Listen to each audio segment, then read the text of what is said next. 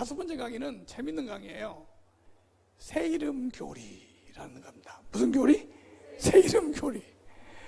우리 새 이름 교리는요, 다 이단들이 하고 있어요. 신천지도 새 이름 교리가 있죠. 구약에는 여호와, 신약에는 예수, 지금은 이만희가 하나님의 새 이름이다. 안상홍에도 새 이름 교리가 있어요. 구약에는 여호와, 신약에는 예수, 그리고 지금은 안상홍이 하나님의 이름이다. 이렇게. 근데 이 교리가 누구도 가르치냐면 동방번개도 가르치는 교리예요. 자, 새 이름 교리 한번 보겠습니다.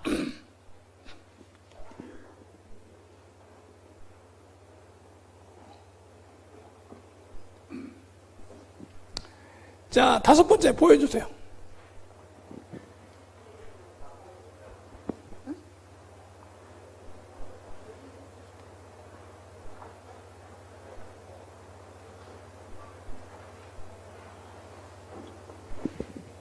아주 이거 강의를 들으면요, 얘네들이 하는 이 강의를 들으면 아주 그냥 틀림없이 딱 맞는 것 같은 느낌이 들어요.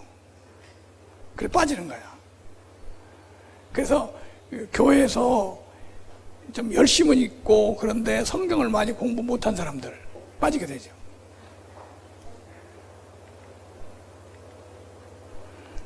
자, 이제 오늘 마지막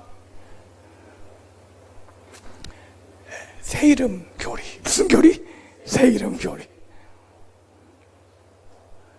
시대마다 하나님의 이름을 바꾼다. 시대마다 뭐가 바꾸죠? 하나님 이름이 바꿔지는 거예요.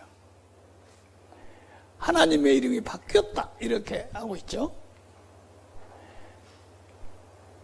하나님이 한 단계 새로운 사역을 전개할 때마다 언제나 새로운 시작이 있고 언제나 새로운 시대를 가져오며, 또한 하나님의 성품, 하나님의 역사 방식, 하나님의 역사 지점, 하나님의 이름까지도 상한 변화가 있게 된다. 매 시대, 매 단계 역사에서 나의 이름은 모두 대표적인 의의가 있는 것이지 근거 없는 것이 아니다. 바로 매 하나의 이름은 하나의 시대를 대표하는 거예요. 그러니까 여호와 구약시대, 그 다음에 구약 율법시대, 예수 무슨 시대? 신약시대. 그 다음에 국도시대는 새로운 이름이 있어요. 무슨 이름인가 한번 보세요. 하나님이 이 땅에 한 번 오면 이름이 한 번 바뀌어야 하고, 한 번 오면 성별을 한 번 바꿔야 되고, 한 번 오면 형상을 한 번 바꾸고, 한 번 오면 단계 사역을 바꾸는데 그 중복 사역을 하지 않는다. 그는 항상 새로운 하나님이다. 구약 시대는 여호와, 신약 시대는 예수. 이름이 바뀌었다는 거예요. 하나님 이름이. 여호와는 율법 시대를 대표하는데 이스라엘 사람들이 경배하는 하나님에 대한 존칭이며, 예수는 은혜 시대를 대표하는데 은혜 시대에 구속된 모든 사람들의 하나님의 이름이다. 그러니까 이걸 기본으로 해요. 구약에서는 여호와 하나님이라고 여호와라고 했다가 신약에 예수라고 이름이 하나님의 이름이 바뀌었지 않냐. 그러니까 신약 시대가 지난 지금 또 뭐 하게 된다? 바뀌게 된다. 이게 기본이에요. 신천지도 똑같이 말을 해요. 율법 시대에 하나님의 이름은 여호와로 불렀고 은혜 시대에 이르러 하나님의 이름은 예수로 불렀습니다. 하나님께서 여호와 이름이 영원하다고 말씀하신 이상 왜 은혜 시대에 하나님의 이름이 또 예수로 바뀌었습니까? 꼭 초림 때 얘기를 해가지고 예수로 바뀐 걸 보니까 바뀔 게 분명하다. 이번에도 마지막 시대에 하나님의 새 이름은 전능하신 하나님. 아이고, 이름이 이제 나왔네. 자, 구약 시대는 뭐라고요? 여호와. 신약 시대는 예수. 이제 세 번째 국도 시대는 전능하신 하나님. 난 이걸 읽으면서 양양빈이라고 할 줄 알았어요. 양하나님. 근데 얘네들은 이렇게 했더라고요. 전능하신 하나님. 그래서 전능신교입니다. 예수가 한 번 왔는데 이번에 또 예수가 온다고 맞지 않는 것이다. 한 시대에 하나의 이름인데 어느 이름이나 다 시대성이 있는 것이다. 하나님의 이름의 비밀이죠. 마지막 시대에 하나님의 이름은 전능하신 하나님. 계시록 3장 12절에 이기는 자는 하나님의 성전에 기둥에 되게 하리니 결코 나가지 아니하리라. 내가 하나님의 이름과 하나님의 성고 하늘에서 하나님께로 내려오는 새 예루살렘 이름과 나의 새 이름을, 하나님의 새 이름을 그 위에 기록하리라. 여기에 새 이름은 어떻게 해석하겠습니까? 형제자매님, 계시록에 분명히 하나님께서 말세에도 새 이름이 있다고 예언하였는데, 그러면 그 새 이름이 여전히 예수로 불리겠습니까? 우리가 알다시피 예수님의 이름은 이미 예수님을 믿는 사람들이 2000년 동안이나 부르짖었습니다. 만약 계시록에 예언한 이름이 오늘날 응할 때도 여전히 예수로 불린다면 어찌 새 이름이라고 칭할 수? 지금까지 예수라는 이름을 계속 불렀는데 새 이름이라고 했으니 예수 말고 딴 이름이 돼야 되지 않나? 딱 맞는 말이네요, 그죠? 예, 하나님의 이름이 바뀌었다. 율법 시대 여호와, 예수, 은혜 시대 예수, 국도 시대 전능하신 하나님, 이렇게 바뀌었다는 거죠.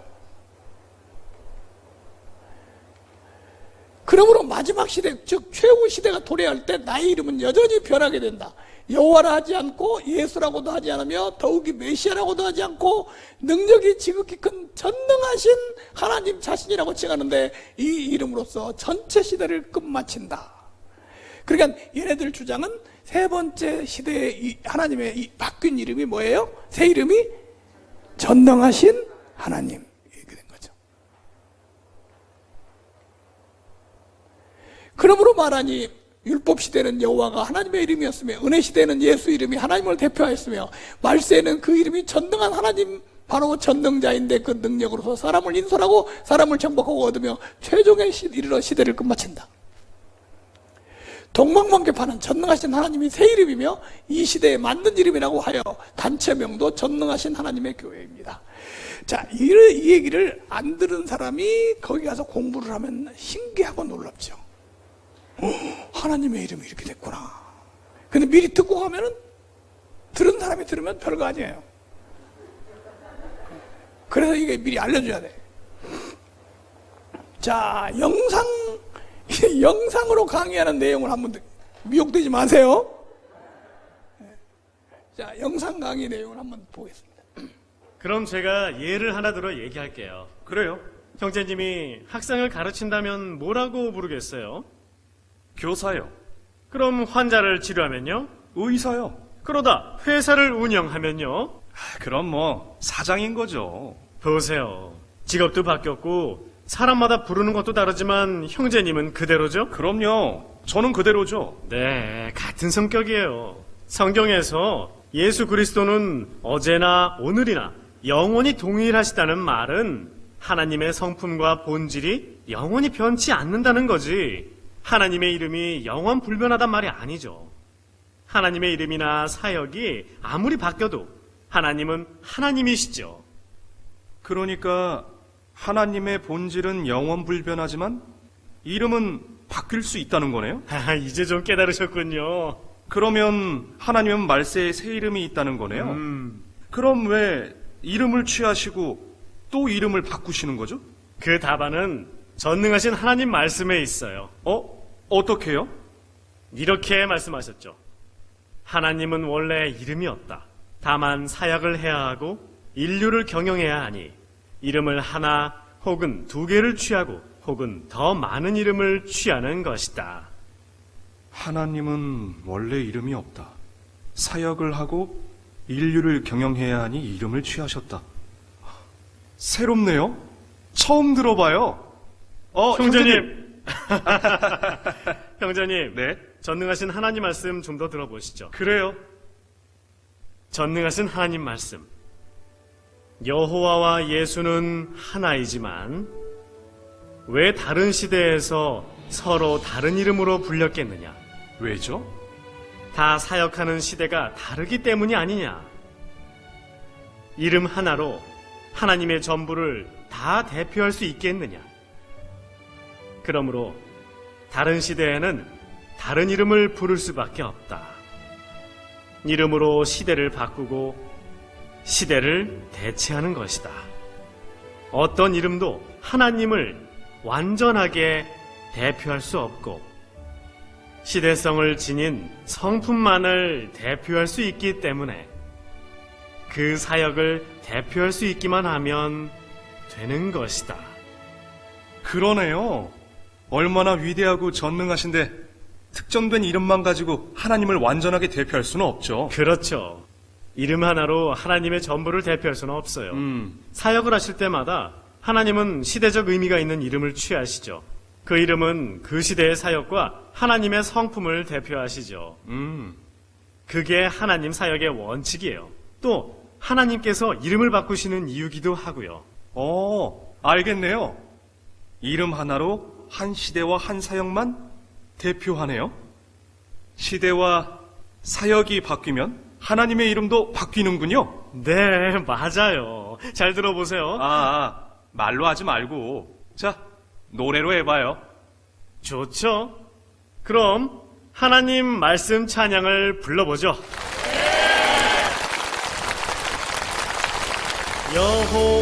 여호와란 하나님 이스라엘에서 사역하며 취하신 이름이라. 그분 뜻은 사람을 긍휼히 여기고 저주도 하며 또한 이스라엘 하나님의 선민의 삶을 이끄는 하나님이요 크신 능력과 지혜가 충만한 하나님이라. 그럼 예수님의 이름은요? 예수는 임마누엘이요 자비와 사랑과 긍휼로 가득하신 사람을 구속하는 속죄자란 뜻이라. 그는 은혜 시대 사역하는 자요 은혜 시대의 대표자라. 경영계획의 일부분 사역만 대표할 수 있도다. 우와, 정말로 좋은 말씀이네요. 이제 좀 아시겠죠? 정말 귀가 확 열리네요. 여호와란 이름은 율법 시대만 대표하고 예수님의 이름은 은혜 시대만 대표하네요. 그럼 말세에 다시 오시면 반드시 새 이름으로 마지막 시대를 대표하시겠네요? 맞아요. 말세에 하나님의 이름은 전능하신 하나님. 맞아요. 성경에 근거가 있어요? 계시록에 예언돼 있잖아요. 그럼 빨리 말해봐요. 계시록 1장 8절에 보면 그거야 알죠? 해봐요. 주 하나님이 가라사대 나는 알파와 오메가라. 이제도 있고 전에도 있었고 장차 올 자요 전능한 자라 하시더라. 그리고 11장 17절도요. 11장 17절. 옛적에도 계셨고 시방도 계신 주 하나님 곧 전능하시니요. 친히 큰 권능을 잡으시고 왕노릇 하시도다. 그리고 4장 8절, 15장 3절, 16장 7절, 19장 6절. 스탑. 그렇게 많아요? 그럼요. 다 말세에는 하나님의 이름이 전능자라고 예언됐었어요. 그러니까 전능하신 하나님이죠. 생각났어요. 계시록 예언에 네 생물과 24장로가 나오는데 그들도 전능하신이라고 부르며 경배하죠. 맞아요. 좀 더 정리해볼까요? 네, 해봐요. 성경은 구약, 신약, 계시록이 있죠. 구약은 하나님의 율법 시대 사역이 기록됐고 하나님은 여호와라 불리셨죠. 신약은 은혜 시대 사역이 기록됐고 이름을 예수로 바꾸셨어요. 맞아요. 계시록엔 하나님 나라 시대 사역이 예언됐죠. 하나님의 이름은 전능하신 하나님. 한 분이 세 개의 다른 시대에 각각 다른 사역을 하시면서 세 개의 이름을 취하셨어요. 하나님의 이름은 비밀이네요. 정말 하나님께서 직접 열어주지 않으시면 아무도 알 수 없잖아요.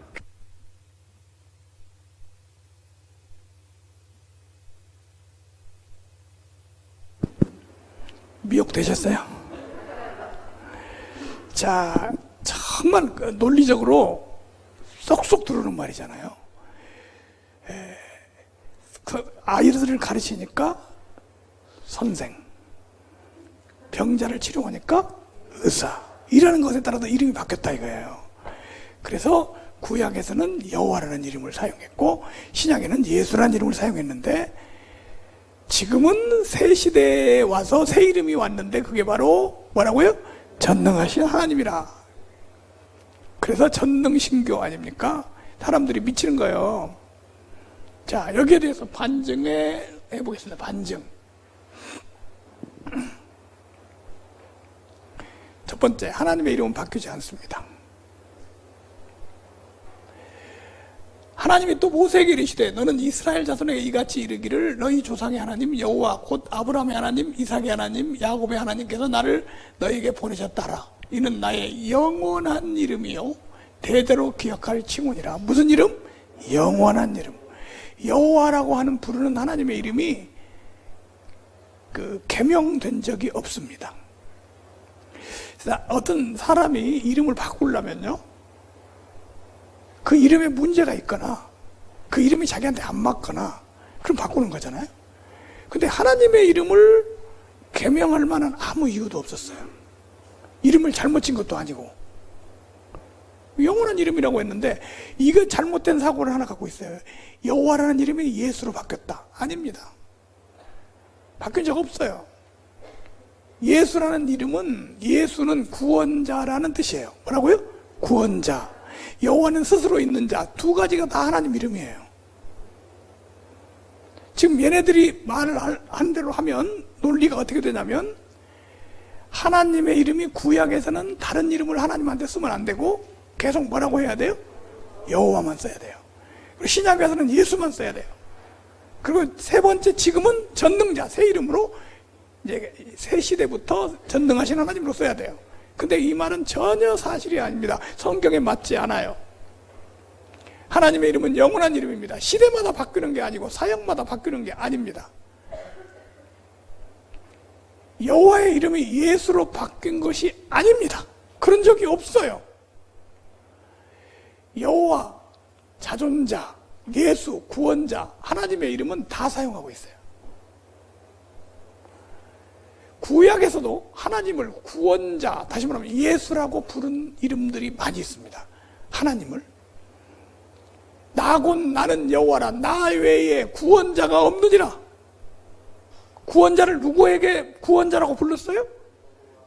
여호와 하나님 앞에 구원자라고 불렀어요. 그러니까 구원자라는 이름이 신약에 와서 새로 생긴 게 아니에요. 구약에서부터 하나님을 구원자라고 불렀잖아요. 구원자가 예수라는 뜻이니까. 신약에서도 여호와의 이름을 사용하고 있습니다. 다만 신약 성경을 기록한 사람들이 하나님의 이름을 너무 거룩하고 너무 두려워하는 이름이기 때문에 그 하나님의 이름을 여호와라고 부르지 못하고 주라고 번역했을 뿐이에요. 그 이름이 바뀌어가지고 안 쓴 게 아니에요. 그래도 이루에 내가 들으니 하늘에 허다한 무리의 큰 음성 같은 것이 있어 이르되 할렐루야. 여기 할렐루야 할 때 야자가 여호와라는 단어입니다. 구원과 영광과 능력이 하나님께서다. 야 여호와를 찬양하라. 이게 할렐루야잖아요. 이름이 없어져 버리고 바꿔져 버린 게 아니에요. 이 본문에서 할렐루야는 여호와를 찬양하는 뜻입니다. 근데 신약 성경에 계속 반복해서 할렐루야라는 단어가 계속 나옵니다.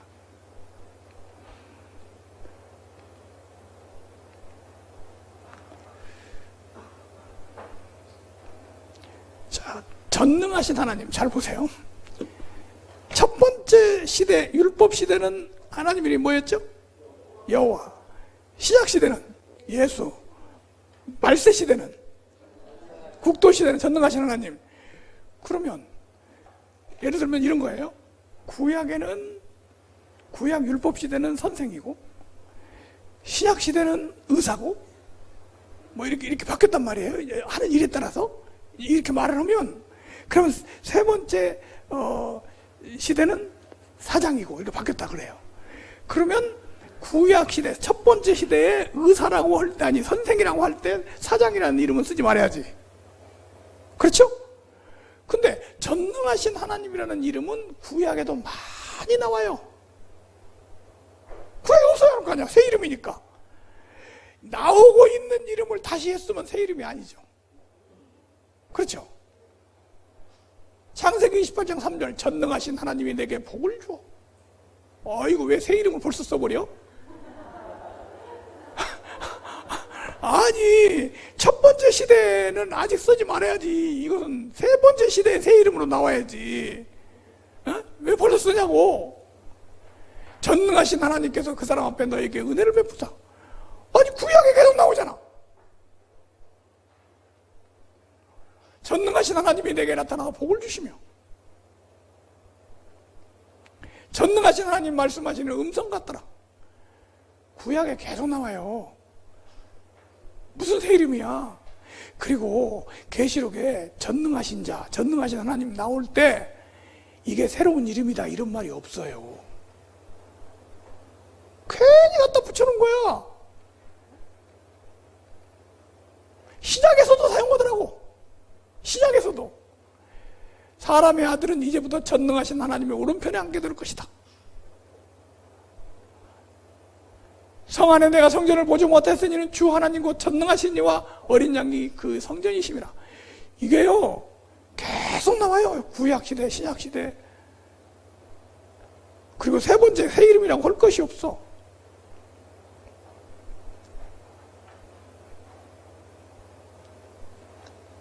전능하신 하나님이라는 말은 이름이 아니에요.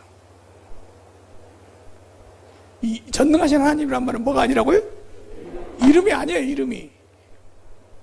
전능하신 하나님은 고유명사가 아닌 수식하는 단어일 뿐입니다. 예를 들어서 좋으신 하나님, 신실하신 하나님, 은혜로우신 하나님, 형용사가 붙은 단어일 뿐이에요. 전능하신 하나님, 전능하신 하나님이 무슨 새 이름이야. 그런 게 어딨어. 무슨 말인지 이해 가세요? 이렇게 대답해 줄 수 있어요? 끝.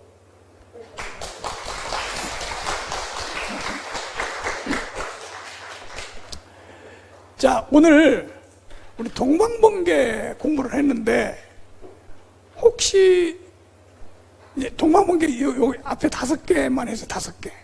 근데 한 10개 정도를 더 공부해가지고 이게 해야만 되는데 우선 5개 하고 책에서 여러분들이 이렇게 읽으면서 이렇게 하시면 돼요.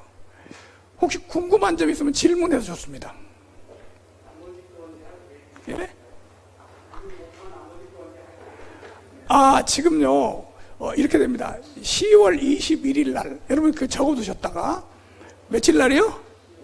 10월 21일 날 지금 이게 우리가 지금 못하는 한 2년 동안에 새로운 신흥 이단들이 막 나와서 우리가 그걸 해야 될 것들이 너무 많아서 동방번개 하나만 하고 있을 수가 없어요. 10월 21일 날 한 번 더 이 교육을 할 겁니다. 그때는 우리 10월 21일 날 오실 때는 해요. 그 대신 여기 그 자격증 가진 분은 꼭 참석을 하세요. 왜냐하면 새로운 신흥 이단들이 우리 주위에 나타나서 막 이거 상담할 필요가 있거든요.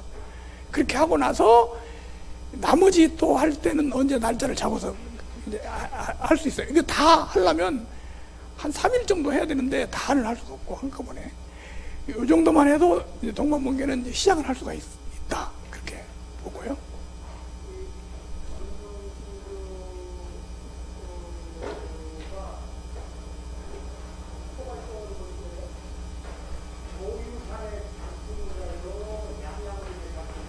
조유산이에요. 네. 조유산은 양양비로 같이 살면서 자기는 대제사장이라고 해가지고 이제 양양비인을 앞세워가지고 뭐 다 해먹는 거지. 예, 같이 살고 있죠. 지금은 뉴욕에 가 있습니다. 뉴욕. 중국에서 체포령이 내리니까 도망가가지고 뉴욕에 가서 살고 있어요. 그래서 제가 뉴욕 가서 집회하고 왔잖아요. 동방번개 집회 뉴욕 가서. 미국에도 많이 미혹됐어요. 미국 사람들도.